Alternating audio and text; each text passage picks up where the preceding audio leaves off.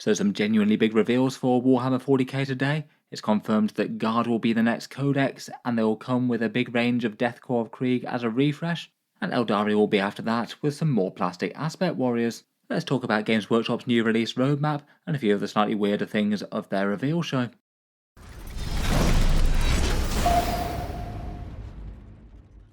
Hello and welcome back to Warspecs Tactics, where today we're talking about Games Workshop's Nova reveal show, which I must admit probably would have kind of annoyed quite a lot of people who watched it just due to the way that they revealed things, but genuinely has some pretty big news for Warhammer 40k and plenty of other gaming systems, even if this time they didn't give us any model reveals. To be fair to them, Games Workshop absolutely did say that the 40k reveals will be a roadmap. They made no mention of models whatsoever, though I was still kind of hoping that we might get at least something as a teaser.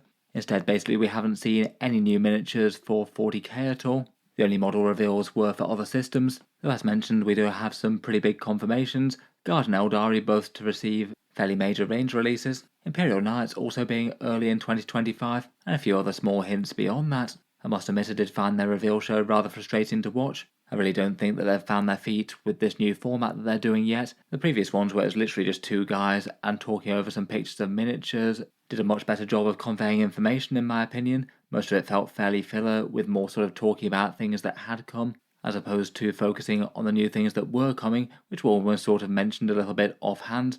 And for whatever reason, they really don't seem to like actually putting any visuals on screen rather than just having a picture of two guys chatting. I did find it kind of surprising that when you're revealing the Warhammer 40k roadmap, which they absolutely did have a picture of, they didn't decide to put that on screen and instead talked about it in kind of vague terms, only choosing to post it later on Warhammer Community. Even the miniature reveals aren't really the easiest to get the grasp of if you're just doing it via moving trailers and only showing parts and models at a time, rather than the individual big shots where you can actually see the miniatures in all their glory. They did have quite a lot of cool models to reveal. It was just for Age of Sigmar, Blood Bowl, and Lord of the Rings these times. Not so good for us fans of the 41st millennium, but again I just really don't get why they don't put them on screen. In any case though, as mentioned, there's definitely some interesting stuff. The promised roadmap has good news as well as bad. The bad news is arguably that there's no releases at all until 2025 bar Blood Angels, which is a shame really. But then in 2025 we get Guard and Aeldari and Imperial Knights early on in the year, and a few slightly cryptic teasers of things to come beyond that. Otherwise we got a Horus Heresy release roadmap, the Age of Sigmar Stormcast reviews, a fun Blood Bowl team of Chaos Dwarves and Hobgoblins, and Wolf, a character you probably don't remember from Lord of the Rings. Before we jump into the reveals, I thought I'd do a quick shout out to today's video sponsor, Scarhand Painting, basically a commission painter who lives in Poland, and contacted me to ask if he could sponsor a video to try and drum up a little bit more interest in some big projects and armies that people might want to commission from him. Featuring commission painters is always a bit of a treat as you get to show off some of their awesome miniatures. I really like his rendition of Horus here, and you can see a full Abmech army in the background. Here we've got a rather nicely executed Fallen Mechanicum priest from the Horus Heresy, and an interesting rather weathered beaten force of white armoured Tau. And perhaps most notably of all of them, his award-winning Armies Unprayed entry, a pretty awesome looking force of Crimson Fist. I particularly enjoyed this Ballistus Dreadnought with its converted missile launcher. Really spectacular stuff there. As mentioned, he's interested in taking on more commissions from people, so feel free to check him out in the link in the video description or at the end of the video while I'll go over a few more of his offerings. In any case though, let's get into the good stuff. And it appears that this is the Warhammer 40k release roadmap, doing a bit of a summary of what's been going on in 2024, though even this one's maybe dwelling a little bit more on what's already come as opposed to the interesting bit, which is what is still to come. I think most of us can remember the Codex releases that have happened up to now. We know that they do balance updates and data slates and things.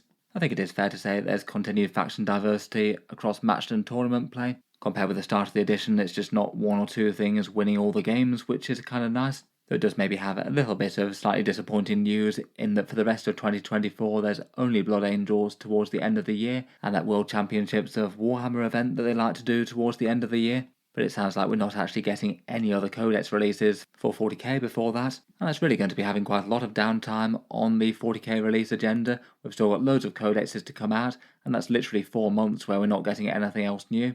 I guess we'll get the Blood Angels models coming out, there'll likely be a points update at some stage, but it's going to be a bit of a long wait for any other factions that still want their 10th edition Codex coming. In 2025 though, looks like things are hotting up again, a lot of releases around January as they often tend to do. They confirmed in the stream that Astra Militarum would be the next faction to get a Codex release and also get a release wave. Following shortly after them will be Aeldari, and they did say that they'll be confirming that there's more plastic aspect warriors coming for them. And then presumably shortly after that will be the Imperial Knights. Kind of interesting that it mentions specifically Imperial Knights and not Chaos here. They've sometimes been released as a pair before. Otherwise in small text, so presumably after that we've got plus more codexes, big names, and special chaos treats.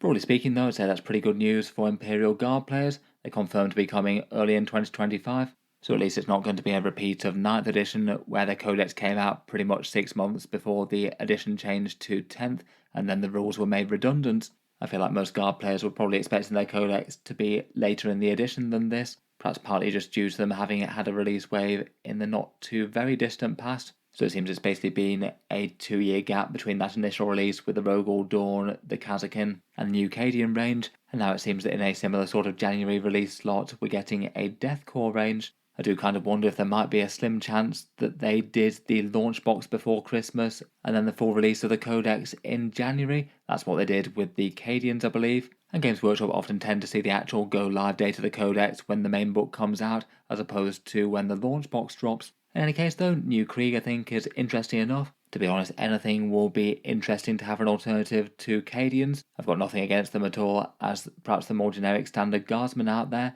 but the Guard just have so many different regiments and lots of stuff that they had in metal in the past that it's just nice to see at least one of them realised a bit better. In their preview article they promised a division of plastic kits coming for the Death Corps of Krieg. I'd guess at least some of this will be drawing pretty heavily on the Forge World range that they had that's been gradually phased out.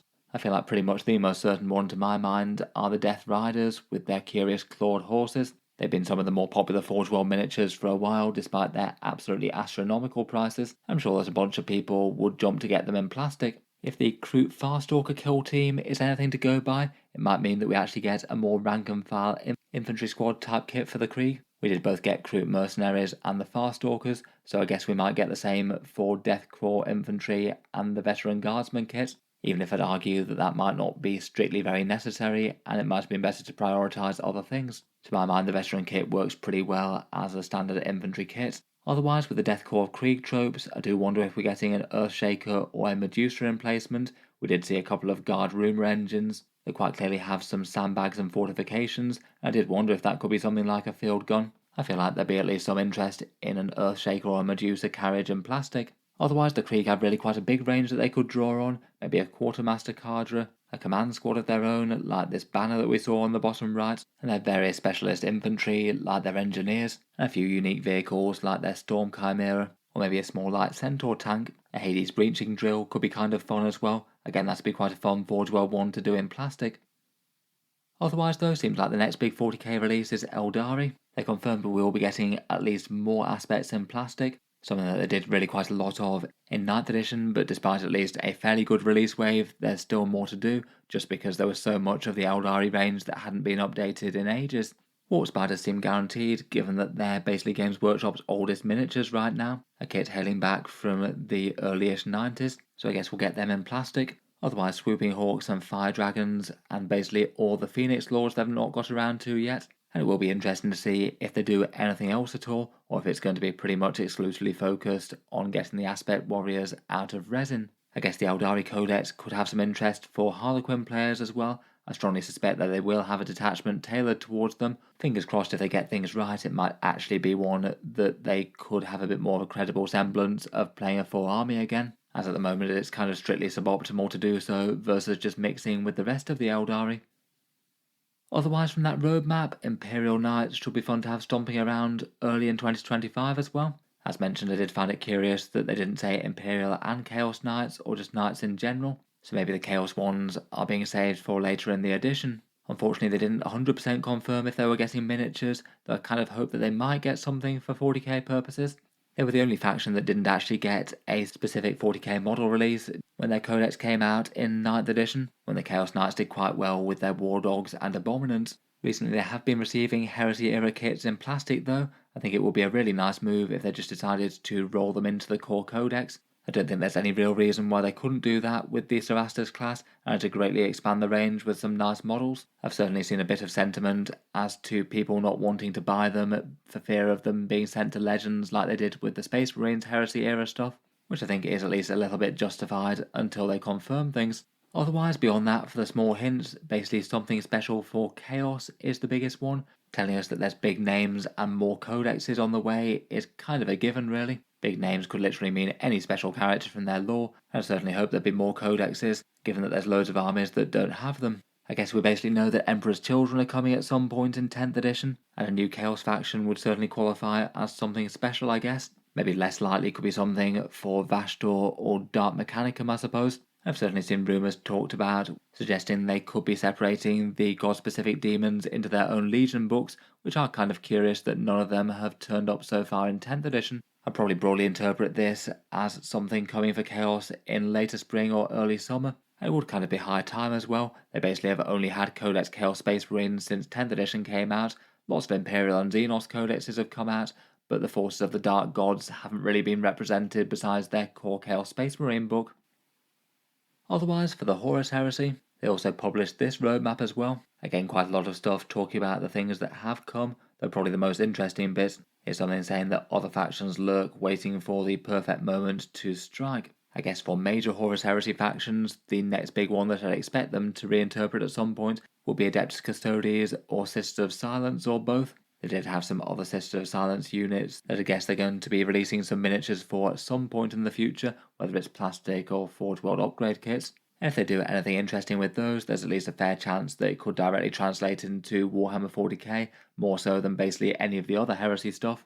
At the start of 10th edition, they did say that they were treating the Custodes and Knights differently, and saying they could keep access to their Forge World stuff, or at least for 10th edition. Weirdly, that seems to be billed for 2024, though I'd be kind of surprised if they announce and release another major faction for Horus Heresy before that's done, though I guess there's still time. Otherwise, the only really solid reveal that they said was that there's going to be a plastic melee weapons kit coming out, so I guess the equivalent of all their ranged guns where you can get loads of plasma guns. I guess that could be interesting enough for conversion material, or getting a bunch of fancy melee weapon bits to equip certain units, though it's not exactly a big exciting reveal to my mind. And otherwise, I'd say they'd keep releases coming for both Legions Imperialis and the Horus Heresy, with some more tanks on the way in 2025, at least something new in every month, and plenty more characters. I'd say not really quite as specific or helpful as the previous roadmaps, really. The things I was most hoping to see would be things like Custodes reimagined in plastic, or the same happening to more Forge World Knights. They did say there'd be some more weapon options for existing walkers in plastic at some stage,